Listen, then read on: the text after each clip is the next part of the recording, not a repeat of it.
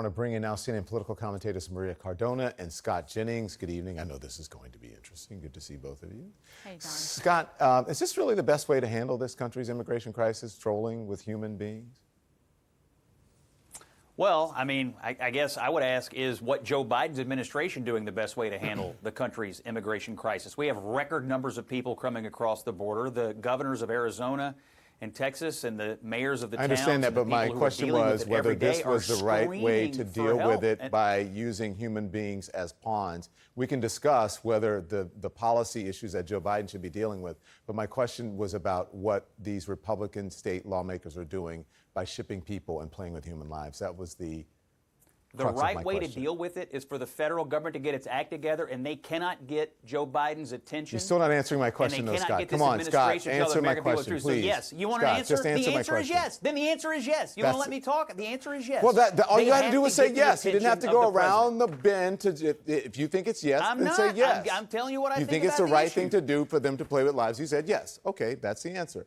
So Maria, DeSantis said today every community in America should be sharing the burdens of immigration. Do some communities bear a disappropriate or disproportionate, burden? Look, here is short Ron DeSantis and, frankly, Greg Abbott and Doug Ducey. We hate immigrants. Get the F out, and we will help you get the F out. What they're doing is disgusting. And Don, to your point, if this was really about sharing the burden, they would have called Martha's Vineyard. They would have called D.C. They would have called New York. They would have called Chicago. And you know what would have happened, Don? These cities, these mayors, their infrastructure would have said, yes, let's work together. We will welcome these immigrants with open arms, the way that they are still doing now. But they had zero notice. And what to me is so telling about how much hatred these governors have for these immigrants and the disdain they have for them. Do you think some communities they called Fox News before they called the infrastructure folks? Do you think some communities bear a disproportionate burden is a question? The border communities, of course they do, because that is sort of the first stop where these immigrants go as they cross the border, as they try to get somewhere to save their lives, to live a better life. The United States, you said it at the very beginning, right? The Statue of Liberty is welcoming of immigrants who want to come here to live a better life. Like President Biden said, and I was there at this event tonight, there is a process in place in these border towns, in these border states that do have a disproportionate burden because of where they are. But you know what? There is always a procedure. These procedures are in place to be able to get these immigrants where they need to go, where they want to go. And by the way, let's remember, these immigrants are not illegal immigrants. They are here to claim asylum. Let's read the Constitution. Let's read our laws. Scott, that is absolutely lawful. Do you want to respond to what she said? Yeah, look, they don't hate immigrants. The Arizona and Texas have more immigrants coming across than we've ever had in the history of the United States, and most of them are staying around the border. The question here is the federal government going to do its job and help these states deal with this crisis? By the way, no one seemed to mind a year ago when Joe Biden's administration, in the middle of the night, was flying migrant teens and children into New York City and not telling anybody and resettling folks there. I don't know what the difference is today.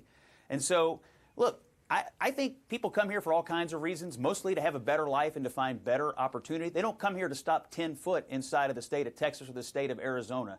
So it strikes me that if they go to someplace beautiful like Martha's Vineyard or someplace with unlimited opportunity like New York City, I don't know why Democrats are up in arms about it. But the bottom line is we have to tell the truth about what's happening there. Biden and Harris are not telling the American people the truth about this border, which is out of control. And they're trying. This is a plea for help. That's just wrong. Isn't that it's a cry different, for though? help. Hold on, Maria.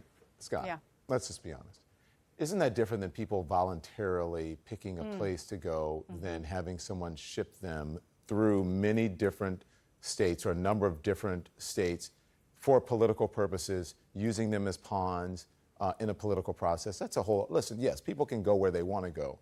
these people aren't going where they want to go. They're being shipped off by people. That's your response is a little. It's too cute by voluntary. half. They're asking him if they want to go. No. And But aren't they telling them they're you're going to saying get yes. I mean, jobs look, here? Are you're you gonna assuming that do- everybody wants to stop 10 foot inside the border? I don't think that's true. No, I mean, Scott. migrants go all over the United States. Scott. Go ahead, Here's actually what is happening, and this is what is so disgusting about this. They are telling these immigrants, these migrants, that if they get on this bus, they will take them to their families. They are telling them that if they don't get on this bus, their asylum claim might not be heard. They are being deceitful. They are lying. Who does that? Human traffickers do that. Abductors do that. Responsible governors, responsible leaders do not do that. Responsible leaders will pick up the phone and coordinate with these states, coordinate with the federal government, put in the procedures that the administration has in place to make sure that these immigrants, that these migrants are processed in a has a point humane with way. that. She has a point. They should be coordinating. Don't you think they should be coordinating with the people who are in charge of those communities? I mean, who's coordinating with them? I mean, you're talking about 50 people in Martha's Vineyard, and we're having a national meltdown about it. Do you know how many thousands of people they deal with on a daily basis? We're talking about 50 folks. It's nothing. This So why is, do it you want then? to call it a stunt? Fine. I'll So agree why that do it? I will It's a agree that stunt. it's The point was they didn't tell the But it is people a in Martha's stunt. It Vineyard is a that they were stunt. coming. It's the point. My question is about It is coordinating. a stunt with a purpose, and the purpose is send help, get your act together, federal government. The border is not secure, Vice President Harris. Like she said on television this weekend, we have a major national problem and you're not dealing with it. So you want to call it a stunt, fine, but it's a stunt with a real purpose. This story has generated more talk today in the United States than we've covered the border in this country for the last 6 months. Good for them. You know what else, though? You talk about how this issue needs to be resolved. Let's look back at history and look at what party was responsible for this issue not being resolved in the first place. It has been Democrats that have always tried to work for comprehensive immigration reform. It has been conservative Republicans who have always shut the door and slapped Democrats in the face when they wanted to come to a solution. So if you want solutions, go talk to your Republican senators and members of the House of Representatives and your Republican governors to get their freaking act together. Maria, the border's open. Your party's in charge. It is they not want open. It open. It's why there's a It is not crisis. open, Scott. It is there open. There is more infrastructure. How are people coming across? I will tell you because Hang on, one at a time, please. I will One at a tell time. you. These people are coming across. They are not sneaking, Scott. They are walking across. I know, because the coming border's across open. They're walking and across. Of course they're not.